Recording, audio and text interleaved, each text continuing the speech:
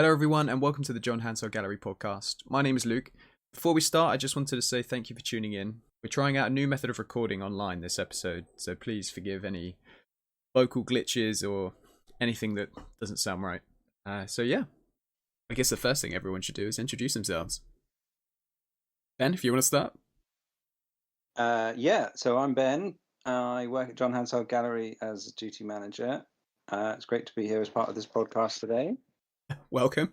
And we've got two familiar faces, or voices, I guess. Amy and Piers, if you want to introduce yourselves as well. Go on, ladies first, Amy. Oh, I wasn't sure. Hi, I'm Amy, and I'm a gallery assistant at the Hansard Gallery, and I've done a few of the podcasts before, I think. Or two, yeah. Yeah, I think you've been on 2 or 3. I wasn't on the first one. Oh, okay. And Piers, crack on. Yeah, I'm Piers. I think I said this last time as well. I'm sort of always on. So, but yeah, I do same thing as Amy and Luke do. Cool. So today we have 2 topics that have been brought forward by Amy and Ben, respectively. So I guess the first one that we'll go into is Ben's topic, which was around the idea of the original or like the real artwork in a digital age, maybe more focused around this idea that we're now in the pandemic and organizations now have to sort of adapt how they're engaging with their audience now that people can't come and see the work for themselves. I don't know if you wanted to explain it a little bit better, Ben, because you came up with it. That's a good start. I think really it was the idea of the original in art being maybe an ongoing theme, whether that's the hand of the artist. And you had the great masters, but they had studios of people working to make it. You have photographs, but they're prints from you can have multiples of that.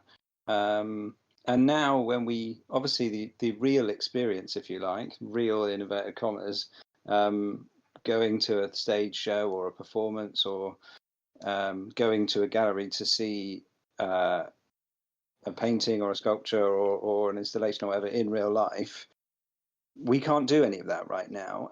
But we are, art institutions and artists are engaging with digital media as a way to have an art experience. And I just wonder sort of how we feel about what that means for the original in art. I mean, even with films that are displayed in a gallery, for instance, which we've had quite a bit of at John Hansard, that's a reproduction from a digital file on a computer. Is it any different now that we're watching films on our laptops and TVs?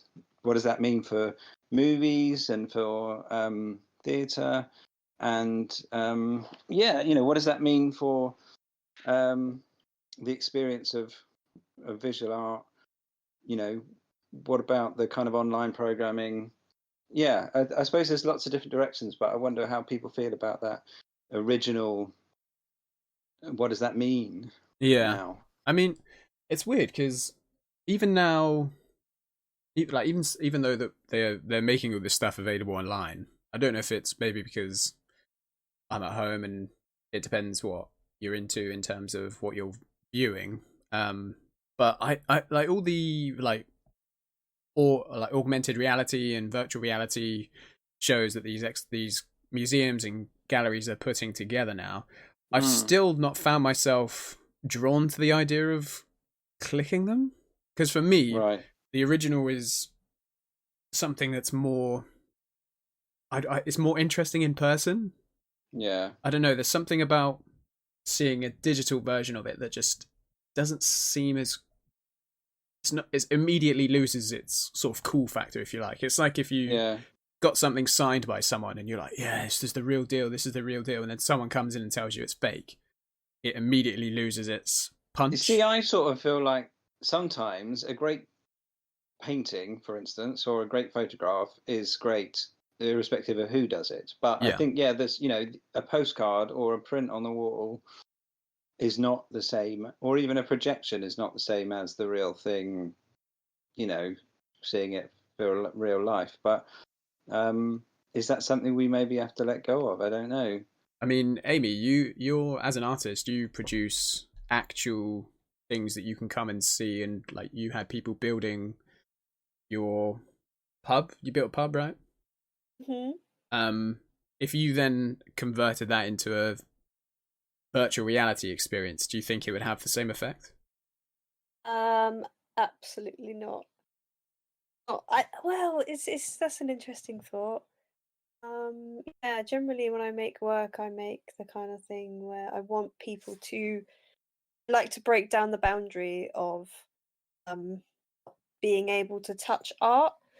So I like the idea of getting people to come in and sit on an object that I have a lot of different thoughts about the usefulness of objects. So when I make artwork, I'll use either ready-made objects or I'll make something that, and then like recently I made a chair and a table, and they can be used as a chair and a table, but they are the artwork. But you want it to have that double function of Yeah, I being like the usable. double function. Yeah, I Okay. want it to be used, and I get people to sort of sit in it and engage it and experience the space. And thinking about what you two were saying is made me think that the visit to a gallery isn't necessarily about seeing the painting on the wall or seeing any detail in the painting. It's just about that experience of being in that kind of space. Hmm. I mean, Which a I lot of think people is come to galleries purely for that mm, space and contemplation. And as much as I've enjoyed, there's been on television a Museums in Quarantine series, and it was great to see again the British Museum and collections from Tate and things like that. I didn't feel like I was there. I didn't feel like I was experiencing it. Yeah, it was a tonic. It was nice to see, as much as you would see an art show, one of those Valdemar Janacek kind of things, but it didn't feel like it was in any way a substitute for. mm, I just maybe the online reproduction just needs to exist as a supplement or as a different thing. But yeah, I can't see how it could have replaced the the original, the real, and for a performance or a something you have to actually be there in the moment. It's never going to be the same, is it? Yeah, I mean, when you apply it to cinema and movie experience, obviously streaming is becoming much more a platform for production companies like Warner Brothers and that sort of thing to release their movies earlier now because they can't actually release them to a cinema, so they're releasing them online. There's new platforms like Disney Plus that are the central hub now for Disney content. That could be Marvel, that could be Star Wars, so they're releasing it early. And they did that with Star Wars. Episode 9, they released it, I think, a month or two early, just because COVID-19 has prevented a lot of things from happening, so they thought, well, we'll just bring it out and let more people see it sooner than later. It's weird because before this, I used to go to the cinema every week with my dad, and we'd see films, all the new films that had come out. And there's, if you miss something, you're a bit like, oh, I've missed seeing that at the cinema now. Like things like Life of Pi, that was definitely, I never saw it at the cinema, but I heard that is quite a spectacle to see on the big screen. But you then see it on a small screen, like at home on your computer. If you've got a big TV, that's great. But it definitely loses. There's an immersion there that you don't necessarily get at home because you have so many more distractions. I mean, I guess it's similar to the artist in art in VR and augmented reality. I know. I'm not sure. I think it came out relatively early on in the time that all of these VR experiences happened, but they released VR modes of galleries, then you could destroy the artwork. Like you could actually like take it off the wall and trash the work. I don't know if I'm pretty sure that actually came out. I don't know if anyone else heard like that. Start chucking paint around and yeah, I think you could like take the Mona Lisa off the wall and just break it up. I'm pretty sure that happened. You know what? flyers. I'll tell you that now for some exhibitions I've seen. Piers, have you got any input on the It original? just makes me think. When Ben was talking about, I think it was you and Ben were talking about films. It's like, well, I could probably see myself watching one of the films we would have had in the gallery on YouTube or something. But then you were talking about, and Amy was talking about actually being in the space. I thought, oh yeah, and then Ben said about people come for that space, and it made me think of perhaps it's a bit too spiritual, but sort of sacred sort of places, or people coming to, and that makes me think of actually people coming to see the Rothko. Oh yeah. And I think that's quite famously known for like a space where people, I don't know, think or What was the Rothko? Sorry, I'm not familiar with that.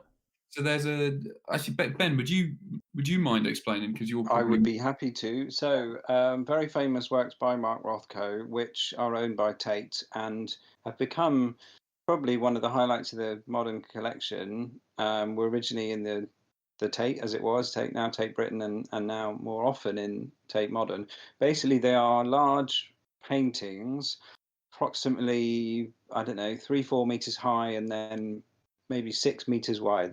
They're landscape, if you like, or maybe more square, but they're massive works that are dark red and black. There's sort of generally a black rectangle and then a sort of red around it. There's sort of a dusky dark red. They're very kind of powdery texture. There's no shine really to it. Or if there is, it's like a difference between a matte black and a shinier black. It's, there's all these subtleties. And people come and, I mean, Rothko obviously has done other work like his chapel in Texas and things like that.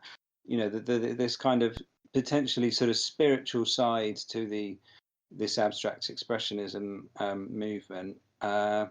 And people come and they would sit all day, or and they'd be moved to tears, just sort of being lost, immersed really in the quiet and the dark of these works. And the history behind it is he was doing them. They're called the Seagram Murals, and they were originally created to go in the restaurant. I think it's called the Four Seasons in the Seagram building in Chicago, I think it is. It could be New York, one of those big cities. And he went there, and he was like, "This is totally not. I'm not giving you these paintings. This is the wrong environment. Posh people." Chatting and laughing over food is not the context for these paintings, because they come out of where he was in his life, and he tragically, I believe, committed suicide in the end. Oh, really? Yeah. So they are moody, dark sort of works, and he gave them to Tate because he felt they would be, or they were bought or whatever. But he knew that they were going to be in a museum and presented in a certain way, and so the room that they're in, is church-like. You enter in, and there's a sort of altar-like end and side, almost like Stations of a Cross, and you sit on benches and you sort of. And I think maybe that's something also to do with how we do or don't or choose to experience things online, is that we don't sit and immerse ourselves like we would. You read a book and you get completely lost in the story. You watch a film, and to start with, there's rustling of popcorn and sweet wrappers, but by the time the film ends, it's like suddenly, you're so immersed in James Bond, or suddenly it ends and you're like, whoa, you're staggering about almost like you've got off a ship. Cinema legs. I think when you're in an art environment and you're committed to going for a visit for the day or whatever, or just for half an hour in an exhibition in your lunch hour, but people come to John Hansard and they immerse themselves and they commit to it and they read the stuff and they watch the films. And I don't think we necessarily, in our way that we live our lives online, we flick through. We don't commit to, I'm going to watch this film for half an hour and completely close off to the outside world. And maybe the screen format doesn't sort of lend itself in the same way. Yeah, well, that's something that we've seen artists have shown that has actually taken a lot of consideration: placement, screen size, what it's actually displayed on. I mean, in the show that we had before we closed with Many Voices, was it Oil and Sugar it was called? Or Sugar and Oil? That was specifically displayed on a what was the name? It's like a CRT monitor. That was An it. Yeah. old-fashioned, yeah. And that gave it a certain quality that you wouldn't necessarily see if the piece was shown on a modern screen, because obviously modern screens, it would come with more detail, perhaps, if obviously depending on the resolution of the original. What was that? Broke for a week. During the show, it broke for a week. It did, yeah. And Lee replaced it with another TV, an older TV, another similar type of TV, but it still didn't have the same feeling as the one that it was intended to be on, and then luckily that one was fixed. That did actually change the whole piece of work in my eyes, anyway. Makes me think of it was the wrong TV. The precision, sort of with the effort to be precise that Lindsay Sears went to. So you think, well, I personally don't think that work could be viewed at home. I guess no way. Anyway, but also think about entering the room and meeting the curtain and having to, well, either enter the curtain or think, oh, I'm just going to come out now. And plus, like it's all of that. I think it's maybe more work, or some works more than others. Probably have to be, I guess, experienced. I hope this isn't too abstract, but like experienced by a body instead of maybe just at home, because you actually have to be in a space versus, I can just look at this on my phone. I think maybe perhaps this could be an easy thing to say, but I remember one of our film programs, perhaps you could have viewed them on YouTube, but it still misses that quality of coming into a gallery and being in a dark room, and also having a chance to maybe be on your own or share it with other people. But certainly Lindsay Sears, I don't think could be experienced. And then if you compare that with Anya Lewin, that was earlier last year, or maybe the year before now, Anya Lewin was film, and you could watch those films similarly, online or whatever. But the fact that the stagecraft of the sets were very integral to, you were immersed in the work itself, and there was particular types of chairs for the different periods they reflected, and it was sort of atmospheric in that way. And so that's a whole installation stagecraft sort of thing as well, isn't it? Yeah, and you definitely lose that in, like, with theatre as well. There's a certain element of, I don't know, it's quite enjoyable when you see sets and things like that have been constructed, and you get to see, when you're actually there, you get to see it a bit more up close, and it's more, I don't know, real. I mean, I'm not someone that goes to theatre productions, things like that. I know Louise, who works with us, she's theatre connoisseur, if you like. She's always there. But I can imagine seeing a recording of a play. I don't know. It's not as good, because I was having this conversation with my family the other day. Actually, when you go to a theatre production, is there ever anyone in the background that's not a main actor that you just sort of, you can't stop seeing that one person out of everyone? It depends how many people are on stage or whatever. Does anyone? Yeah, because I mean, it's the same with in Grease, the film. There's one extra who I can constantly pick out, and it's, I don't know. I guess that translates then to theatre. I saw Hairspray at the Mayflower once, and there was one backing dancer, or whatever they're called, support person, chorus line or whatever. Yeah, and I don't know. It's just a weird thing that I think you can only sometimes get when you're actually there. Obviously, I've given an example of when I'm seeing it at home, but I don't know. You get a whole different experience. It's quite fun. Yeah, I mean, I suppose to give the real experience of the theatre, you'd have to have all the filming angles, and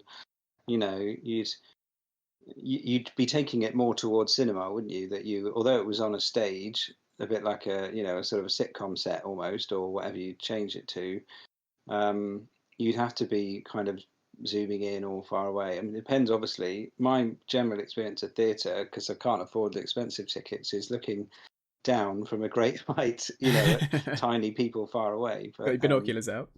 yeah, but it's still great. I went, actually, one time I went with my son, it's quite a few years ago, but we went to see Treasure Island at the National Theatre, and what they managed to do with the staging, with the set, went from being a ship to an island to a port, and these things would be raising out of the ground and twisting, and I don't know, it was incredible, the Really? mechanics of it all. Yeah, it was really breathtaking. And I suppose in a way that you could still do that for film, but then for film you would have a ship and you build Yeah. a town and an island, or you go to an island. You wouldn't do it in the same way, or you could, and that would be amazing in itself. But there is something about almost, you can see the actor's breath if it were a particularly cold or outdoor production, or there's something very, I suppose, visceral, and I think that's the right word. Like Piers said, like experiencing it with your body, not just through your eyes. I think there's something quite playful in that too. In that, I don't know. I think I went to the theatre a lot when I was a kid, and especially like seeing a boat transform into something else, and then the stage moves something else. I think it requires a lot of imagination, and I think it's quite fun to actually, to know, oh, this isn't real, but I don't know, enjoy that. What would you call it? Well, sort of an excitement in that. Oh, I know it's not real, but actually, it's quite fun to pretend that this is actually really happening. And you sort of become an accomplice in this really playful, I guess, production. I wonder if cinema has the same sort of qualities. Probably they do, but probably slightly different to something more bodily, maybe. But I think that's probably why.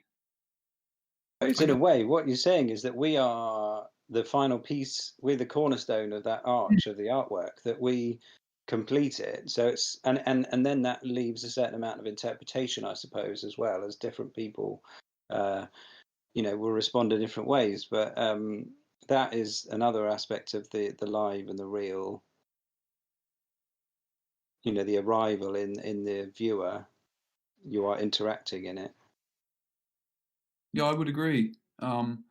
It just makes me think of all the.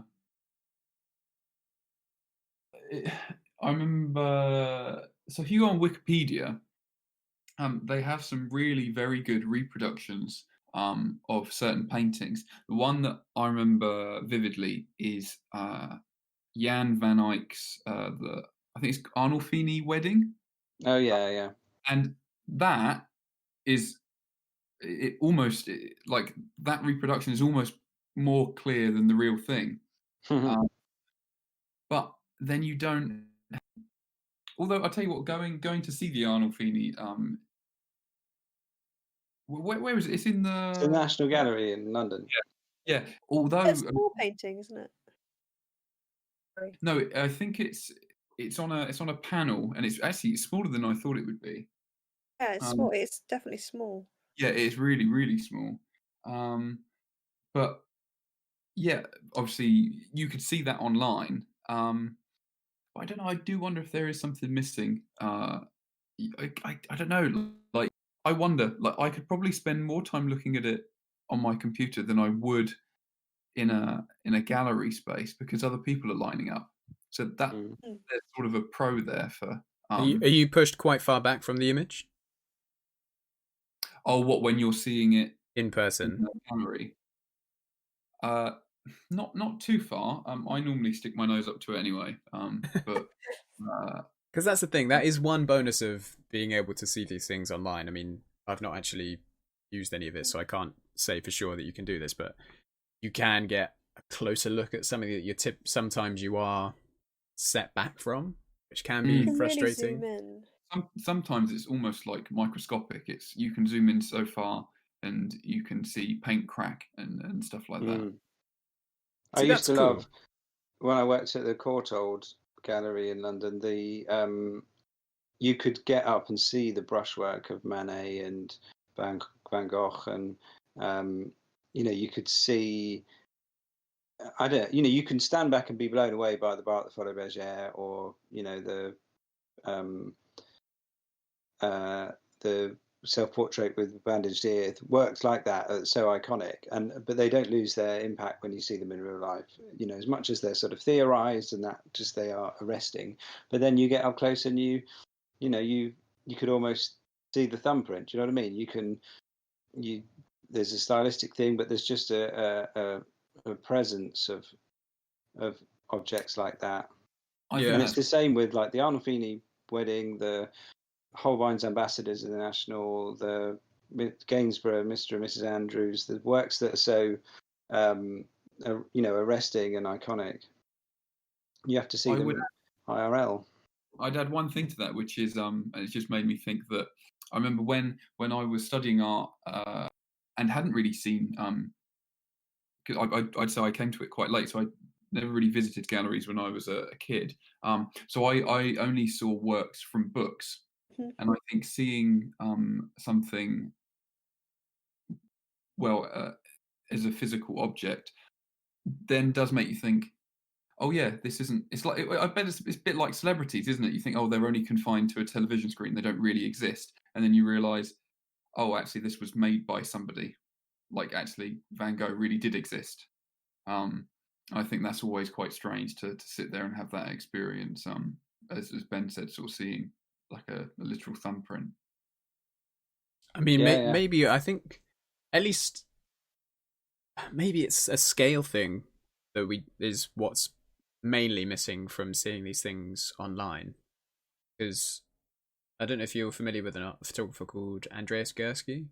Oh yeah, one of my favorites. Yeah. His work is massive. It's phenomenal. And you see it, you see it in books. You're like, oh, okay, that's cool. This, that, and the other. But then when you actually go and see his work in person, I mean, for example, you could probably in the long wall on Gallery 2, the wall that you'd be facing as you walk in, maybe at a push, you could have like 3 images. I think you probably some of them you don't even want one. Yeah, they're that big. And he's the guy that sold the most expensive photograph, right? Yeah, it looks just it's like green and grey, and it's it is. Some of them are just like a bit of a river and a cityscape, or his later works are much more detailed. There were some around, I think it's like something like a Tokyo sporting event or something like that, and it's so much detail. But then some of them are not real, aren't they? There's one where there's people skiing down the mountain and he's added loads of pictures together digitally. He does modify some of them, yeah, you're right. Yeah, but then that's that's real because it is the object. Do you know what I mean? That's a whole different element of reality and unreality. But I think for me, back to what the original point was with the original and in the digital age and now under circumstances of what the world is going through, I think personally, this will change for each of us, I'm sure, but scale is probably the key factor of what is missing from seeing works. Same with cinema, you miss the scale of it being on the big screen and the scale of the sound that you're hearing as well. And similar thing, like you mentioned with at the theatre, Ben, where you might be sat far away, you might be sat really close. That changes your experience of the whole performance depending on where you're sat and the distance that you're seeing it at. And you lose that as soon as it becomes digital because it's almost fixed. And you might get different camera angles and things like that. But I think also, though, go on, sorry, Piers. Yeah, I'd agree with you, and I'd think I would think of scale with many meanings. As in, so let's say I view a film on my laptop, and as Luke said, the scale is fixed. But if I saw a film in a gallery, scale includes other people, room, lighting. So yes, scale certainly. So I think it is still that question of the real object. Like if you were going to go to the V&A and look at, I don't know, 1,000-year-old or the British Museum and look at 1,000-year-old I don't know, Islamic metalwork or something like that, the detail on something that might only be 3 inches square or something like that, you wouldn't. I don't think an image on the screen lives up to the luster and the just the experience of things in real life in that way. So I don't think it's only scale. I think there is something about seeing things for real. Yeah. And like, are you referring to like detail and things like that? Yeah, or something could be spectacular because it is so, a snuff box that's got this incredible painting on it and encrusted with pearls and diamonds and silver.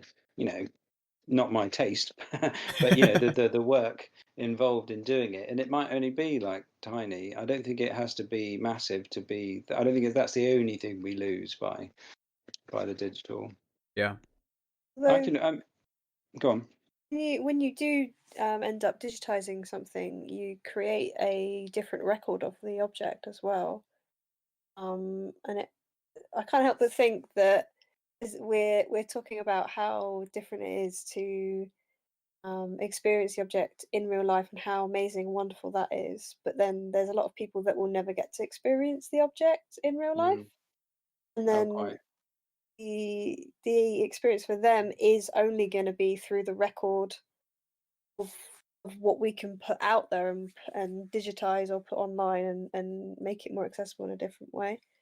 Yeah, that's a very good point, actually. Yeah, definitely. A simple answer is just have both. Yeah, I agree completely. I think both. But maybe this what's happening now is an opportunity to have new ways of seeing things. I mean, VR and AR is more modern, and it's going to give a completely different way of seeing things that we couldn't get before with just images or video.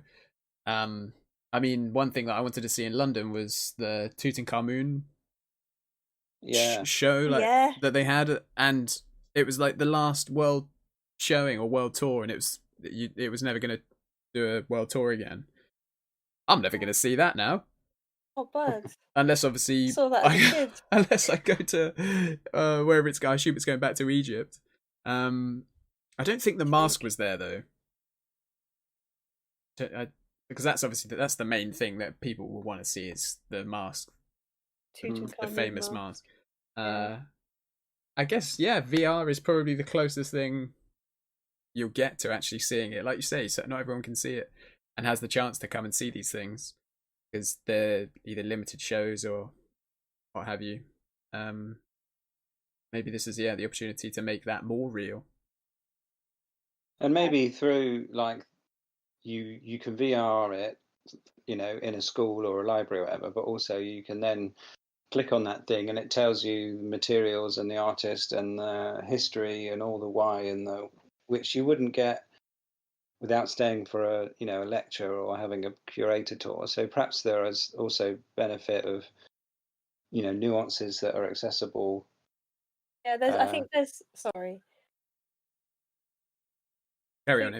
I think there's a really interesting difference between sort of the magic of the object in its reality and then the documentation of the object and how much more maybe raw data you can get out of like the digitization or that's what we're talking about, the digitization of the object or the art piece or the film or the reproduction that we're looking at versus the magic that we seem to be talking about and sort of dancing around. I think we're dancing around the idea of awe you get when you go and see a real definitely. object. Yeah.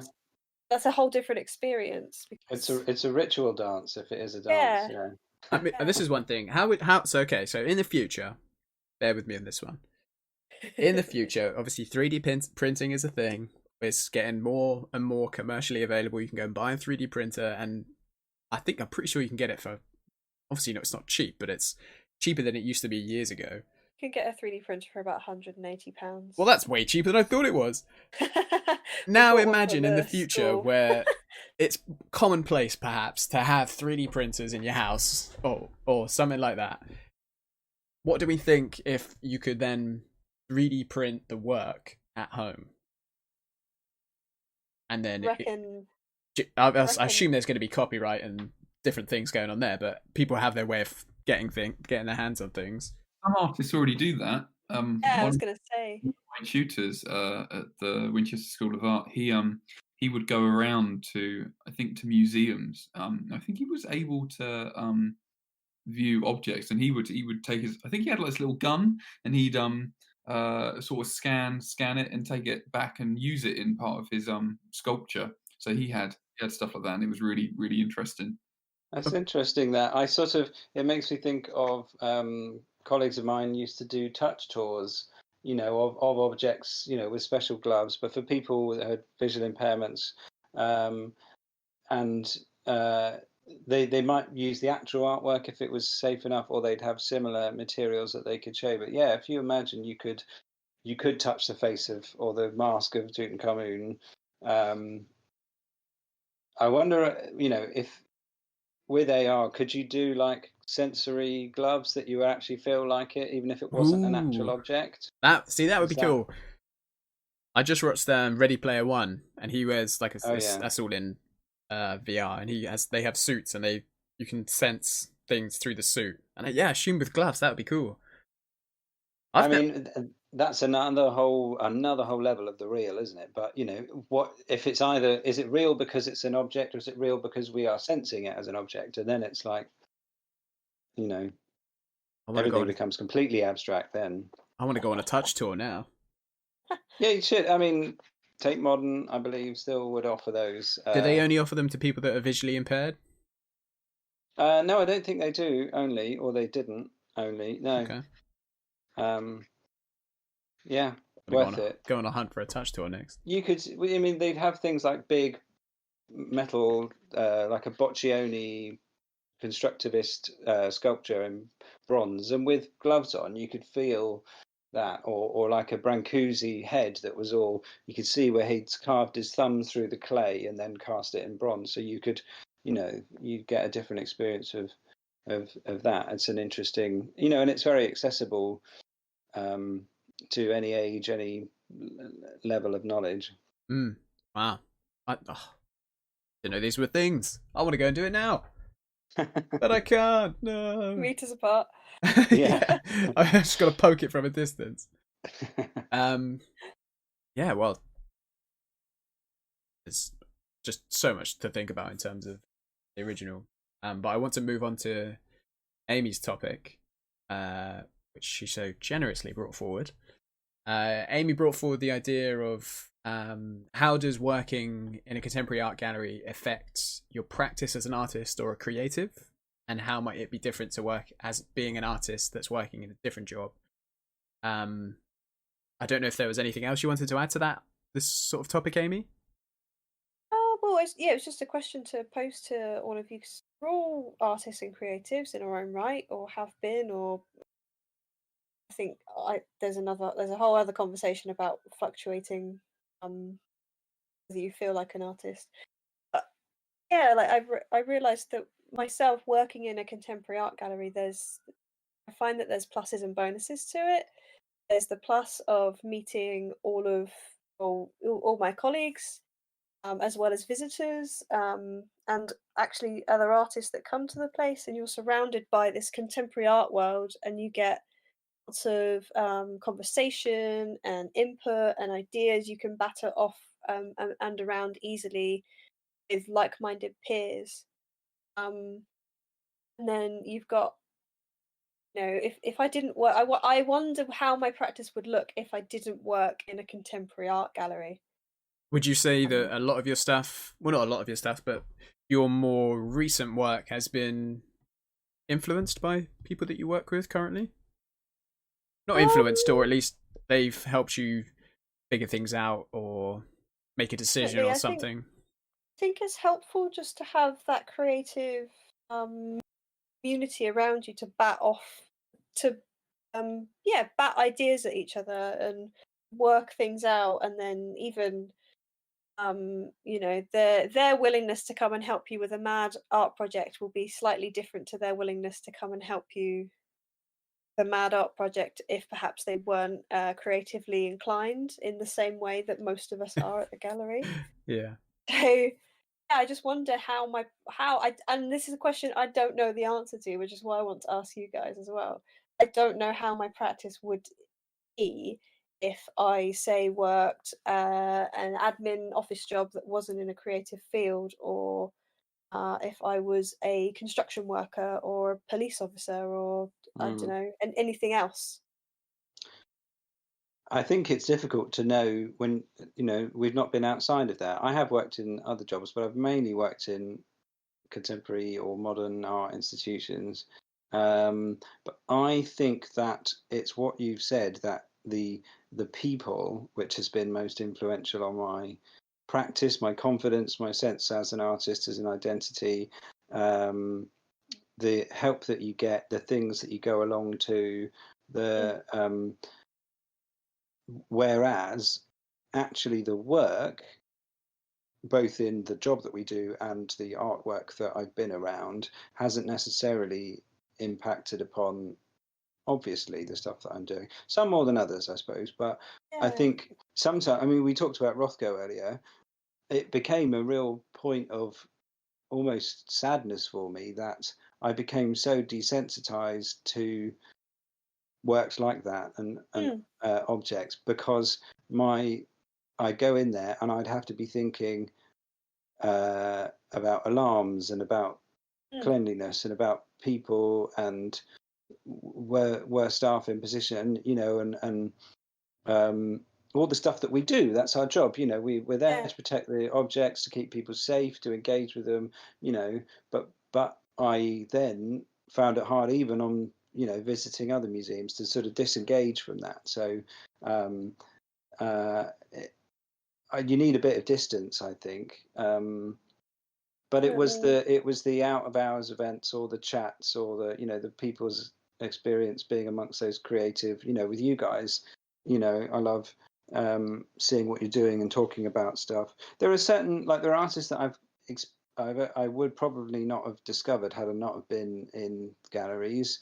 People like Yanis Kunelis, filmmaker, or often it's filmmakers, I think, artists that have influenced me. But yeah, I think it's working in a conducive environment like that with cool, creative people, more than looking at beautiful artworks or arresting or shocking artworks, that has helped me in what I occasionally do as an artist. And is that because of the desensitization that you mentioned from seeing the work so much? I think so. And also perhaps in the past, working in big art institutions, you can look at a Warhol or a Rothko or a Richter or anything, but it feels so detached from when you're just developing your art practice. It didn't feel like attainable, I suppose. Yeah, well, whereas we do stuff at John Hansard, and you meet the artist and you get to know them a bit, depending, and you understand sort of where they've come from, and that's, I don't know, it's more personal, more real. It's really interesting meeting the artist and spending a little bit of time with them, and sort of understanding sort of the snippet of their personality that you get given through the interaction, and then also looking after their work for a few months and sort of analyzing a little bit of who they were when you met them versus kind of artwork that they make, and maybe that gives you more or less info about your assumptions on that artist. I think that's true. But you almost sat in the room with them in a way. Yeah, and I think I really liked that point that you said about being desensitized to it, because I feel like as gallery workers, museum workers, we really are at points, especially definitely. because we're sat in a room with the same artwork for 3 months, and the first time we saw it, we might have really loved it, and then the 300th time we saw it, we might be sick of it. Whether or not that makes the artwork good or bad doesn't come into it. I think it's just human, but I think that's the Yeah. difficulty in the job we do, to still be Hmm. fresh with visitors of like, yeah, isn't this fantastic? Even Yeah. though I know it inside out, and I know the punchline, if you like, you still have to kind of phrase the first line of the joke almost, so that they get it anew, and and that's about, I suppose, customer service. That's our job, to be fresh, and you know. Uh, and it's not always easy as a front of house in a cultural institution, but uh, yeah, it is to be the desensitized. I think can be the thing, and sometimes works can be very shocking, or can be very could even be offensive culturally, or things like that. And I think we have to recognize that it's people's personal experience to Yeah, that. and sometimes you forget that when you've been around it for so long. You forget that I might come into the gallery, see a piece of work, and be really upset by it, or really angry by it, or even love it, or be excited by it. But sometimes you do forget that it can be quite a serious topic for some people when you've been exposed to it for so long. Yeah, that's I true. mean, Amy gets to build some of these, and like you think about how some of Yeah. like more so for me, I come in and I'm like, oh wow, it all works. Yeah. You Yeah, know, you should well, definitely chat. there's cables there, and there's a thing here, and there's a switch there. So I'm just thinking of like Haroon's and Lindsay's Mm. work, and just well, how much sort of technical apparatus was required, and what was seen and what wasn't seen. And I wonder if sort of the illusion gets broken really when you make it, perhaps. It's It's the definitely, Wizard of Oz thing, isn't it? Of like, you're yeah. there winding the handles and that, Mm. and we're seeing the big head and thinking, wow, and you're like, yeah, okay, but It's just a man beyond there. Yeah, I was Mm. having this exact conversation with one of the other techs, and he said that sometimes he's putting a show up, and he's got no idea what it's about until that very final moment, when they've swept, when we've cleaned all the floors and we've swept everything out, and it's the private views that evening or the next day.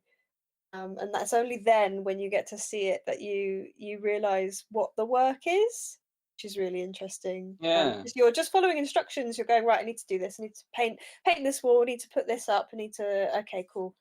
And you've spent like maybe 2-3 weeks with a piece of work, but you don't know anything about it in terms of the conceptual aspect of it. You just know all of um, the how it went together, how you're putting it in the space aspect of it. Yeah. Yeah, it was a really interesting But hearing conversation. that, I think that sounds like that lends itself, maybe more so to you specifically, Amy. That lends itself well to your creative and artistic side in making things. You'll be learning new methods of building and sort of like troubleshooting certain problems and things like that. I imagine that if you didn't Yeah, have that and you were working in another place, that wouldn't be there. Mm. I mean, I've come from finishing university and then going to work at Tile Giant, my favourite. Other tile shops are available. And I would say, as you mentioned, maybe working in admin or something like that, and whatever other job. Mm. From my experience, working in a very different environment to what I do creatively as a photographer, it's quite numbing in a way. Yeah? I found that, especially the longer I was working there, the less creative I felt, which is bizarre, and because in terms of working with tiles, you're helping people design, well, not necessarily design their kitchen or bathroom, but you're helping with creative choices in terms of color and Mm. texture and things like that. So there is an element of being a creative person that goes into it, and you can help them with color choices. And I definitely did that. I was quite blunt with some people when they would come in and they choose like disgusting color choices. And I'm like, no, you shouldn't do that. That doesn't work. That doesn't look good. I'm sorry. And they would take that on board, and they would say, thank you. You've actually helped us with a better color scheme, which is good. But ultimately, when it came to then me wanting to photograph, I'd get home and just be like, oh, nah, this is I've just been bled dry by the people coming in. Yeah, must And- be different for different people. Well, yeah, and I this think is you it. have to operate that creative muscle. You know, I find that with drawing, that if I'm not doing enough of it, neither can I do what I'd like to, but also I don't have the inclination. I think, if you are doing a different kind of job amongst people who are like, what? I don't understand, what you're doing. what is all this about? You don't, you might be processing those sorts of thoughts, but you're not sort of Actively active within making- it. And then you get home and you're probably tired, and you just don't do those creative things unless you've really disciplined in your time. And the less you do it, the less you're, the less able you are, like an athlete, exercising, and the less inclined you are, the less productive it is as well at the end of it, Yeah. And I think acting that sort of creative muscle, like you said, is like spurred on from working at the gallery with other creative people, because you'd be talking, like Amy said, you'd be talking about ideas, and people can help you with decisions and things. But at the same time, yeah, people might be willing to help depending on what it is that you're doing. If you've got willing people around you to help, then for me at least, I'm more inclined to spur myself on to do the work. If there's other people around that are also creative and willing to maybe do things with you, They'll ask you about it too, so they'll yeah, you're like, oh yeah, I've not done anything for a while. Or it's almost like a subconscious sort of I don't know what the word is, like pick me up sort of thing. Just because I could provoke you kind of to... Yeah, almost. I guess we all work differently, don't we? yeah, I would say that there's always that interesting, because I would say sometimes working in a gallery means that you're so involved with it, you maybe forget to actually try a new way of thinking or a new idea out. Yeah, I agree. So because I worked simultaneously, I would say all my other job was creative. So I worked as a design technician at school, and I was helping students be creative and making design projects, and I would find a lot of any little aspects of beauty in the making process of their making. Mm-hmm. Sometimes I would photograph where they clamped their projects up together for gluing and drying, and then I would find that a really interesting creative outlet, but I never went further because I didn't have the people in that field that would help me develop that specific space. That makes sense. Yeah, I'm with you. I mean, Piers, I would say you're definitely a writer, aren't you? Would you agree? Like, Does I that? thought about writing yesterday, and I guess I only really write now emails and things that I have to write. But I guess, in terms of thinking about whether being at the gallery has affected what I like to make, I probably agree with Ben and Amy and say it's to do with the people that you're around, less so the work that I'm seeing. And I think it's also, I think it's quite encouraging when other people are making. You think, oh, maybe I'll continue drawing again, or something like that. But I think making in itself is quite I think quite a difficult thing. And I think if you're in a job where you may feel more isolated in terms of who you could speak to regarding any form of making. It'd be much harder compared to working at some place like the gallery we work in. Just I because think the conversation that you're having isn't as creatively juicy, you mean? It really could be. I'm probably not the best person to talk to about this, only because I've only ever worked at John Hansard Gallery. So, but I can only tell you that by being around other people, I guess, what's it like? It's well, I think of it a bit like skateboarding, really. I never skateboarded ever, and then I saw people skateboarding, and I thought, oh well, maybe I actually no, I sort of do want to do that. So why don't I try that? So I guess there's something encouraging about witnessing people the skateboard, or in this case, making. also, I think I was just reminded it kind of broadens your horizons. I think through, particularly at John Hansard, my perception of or conception of what constitutes art, what I could do as an art practice, has been enhanced and broadened through, like, probably through some of the engagement things. It's like the community takeover sort of stuff that was happening. That as an art practice, engaging and making smoothies on a bike or selling secondhand clothes. These were all part of an art experience in a gallery, making figures with colored tape or shadow puppets, video animation, building a synthesizer. It's all kind of part of what we can do and can consider part of our practice or an experience, and so that's been really broadened for me through working in a gallery. It just Ben, you talking there reminds me of all the workshops that had gone on, and how fun it is to get involved with them.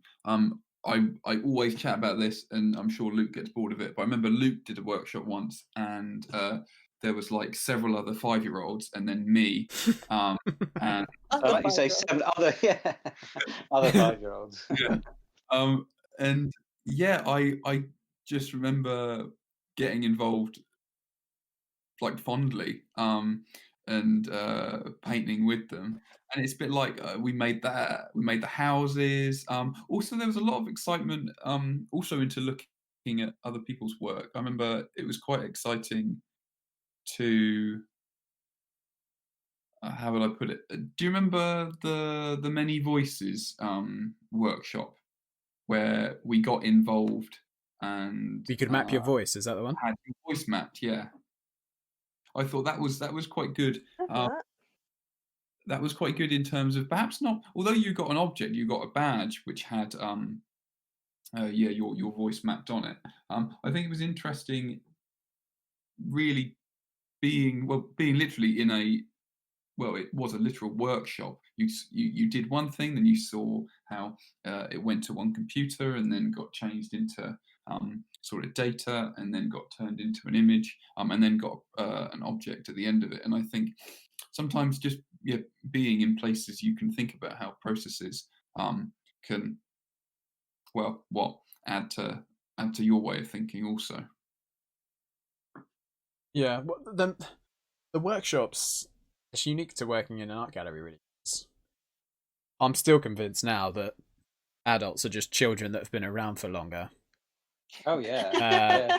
As soon as something creative comes up, that spirograph thing or the badge making, it's just so much fun, and you sort of just get Colouring. it's like bleeding a radiator every now and again. You just sort of get to just let out that little spurt of doing something completely not what you would typically do, and then you just get to have fun with it.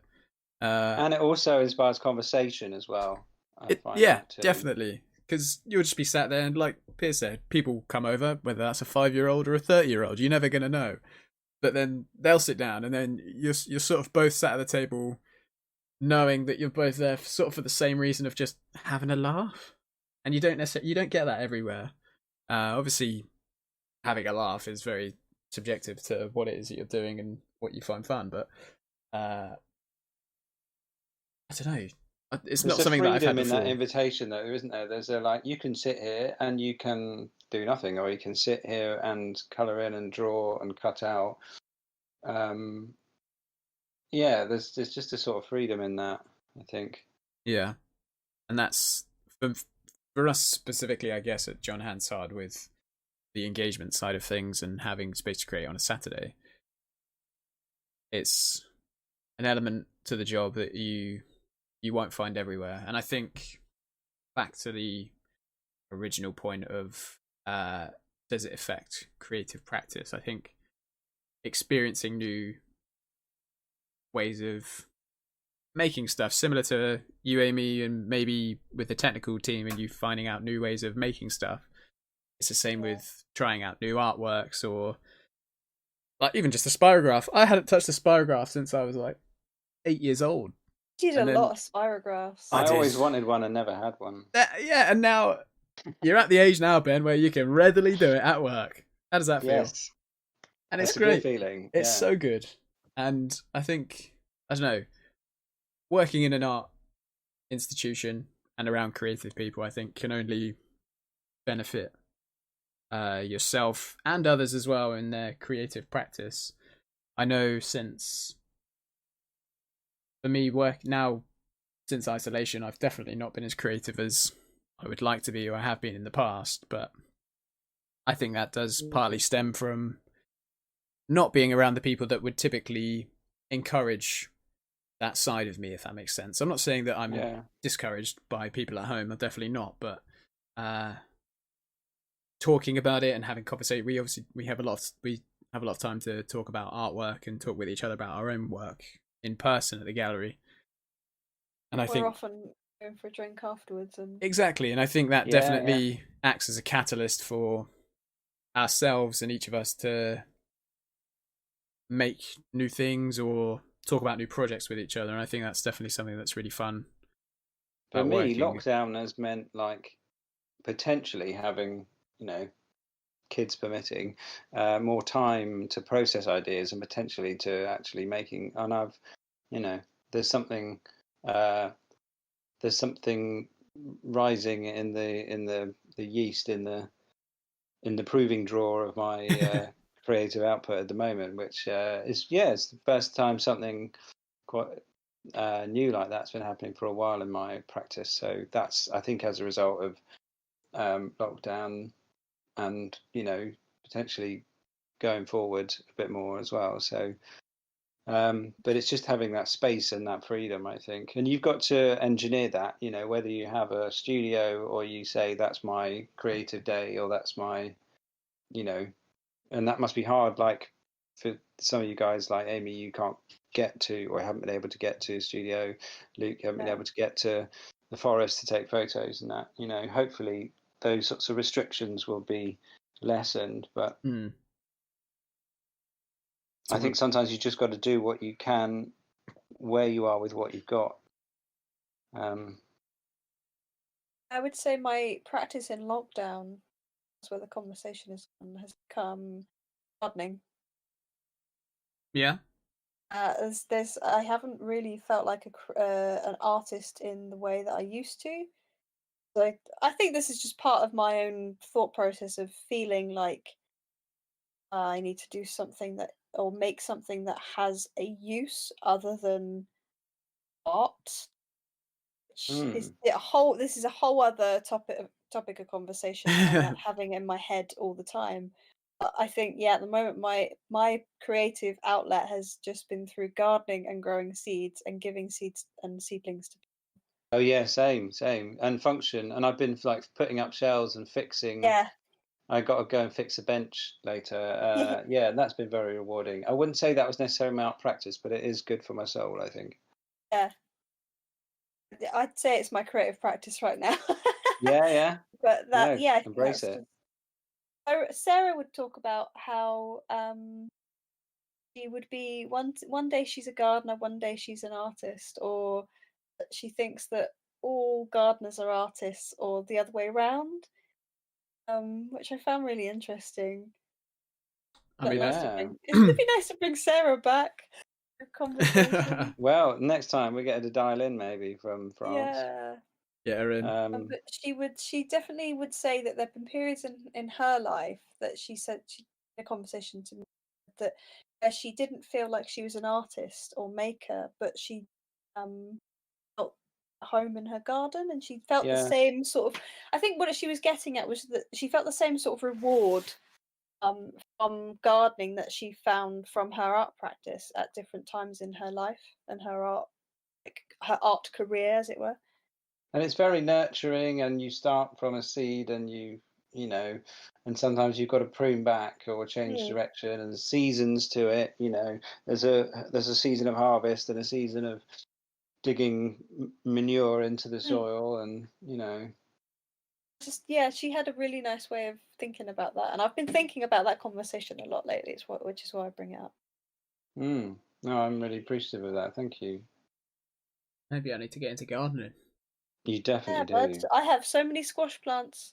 Oh, I I've don't got need to brag about beans. it. I can, yeah. We just need a little meet up and a plant exchange. I was having I'm this. gonna have to. Sorry, Ben. I'm Do you gonna need to have to leave? log off, guys. Sorry. Yeah. But you're welcome to carry on without me. But it's been a joy and a pleasure to be part of this. It's okay. Thank you, Ben, for being part of it. Thanks, All Ben. right. Hey, Cheers. Ben. See you Bye. later. No, I was just going to add. I mean, we're probably going to wrap up in a second anyway, but I was just going to add. I was having this conversation with my mum the other day about gardening, and apparently my approach to gardening is very different to hers. I would just let the grass just go crazy. I like Okay. there's something about having long, not bushy grass. I don't know how to describe it. Like thick grass. When you see grass that's really thick. Yeah. Yeah, like a meadowy sort of vibe. Yeah. There's something about that I enjoy It's more also so good than for the lawn, it is, and I like it. for the garden, good for the bees, So the birds. I'm worried.